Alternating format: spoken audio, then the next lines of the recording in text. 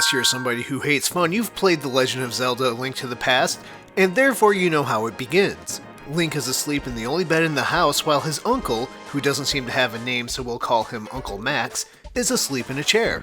After Princess Zelda uses her telepathy to exposit the plot, the lights turn on and Uncle Max says he's going out to grab a pack of smokes in the middle of a thunderstorm. He then takes his sword and shield and scuttles off. Cut to you finding Uncle Max in the sewers beneath the castle.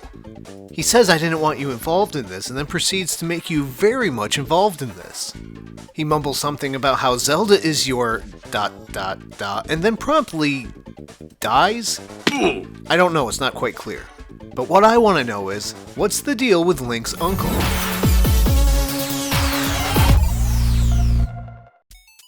As a kid, I always thought that Princess Zelda was sending some sort of message throughout the kingdom, or at least into the house where Link was. It was the only way I understood why Uncle Max would suddenly get up and leave the house. Did Uncle Max hear Zelda's plea for help and decide to be the hero? Was he really the chosen one? I don't know. It seems to me that through official Zelda art that Princess Zelda was speaking directly to Link through telepathy. If that's the case, then Uncle Max had no way of knowing what was about to happen. We know that he's a former knight, but what sort of work was he doing? And who was he doing it for? Was Uncle Max really working for the other side the entire time? Was Max one of the knights who was charged with rounding up the descendants of the 7 wise men? My theory is just that. Uncle Max, burdened with the task of raising his nephew, takes a job as a knight working for the castle, helps him rounding up the descendants of the 7 wise men, and is so guilt-stricken with what he's done, finally has a moment of conscience clarity, and heads down into the sewers of the castle in a final attempt to right what he has done wrong. He is then struck down by the evil wizard and left to die.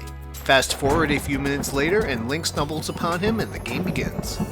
But this theory is probably way off, and Uncle Max, being one of the last surviving members of the Knights of Hyrule, along with Link, most likely heard Zelda's pleas for help and decided to intervene.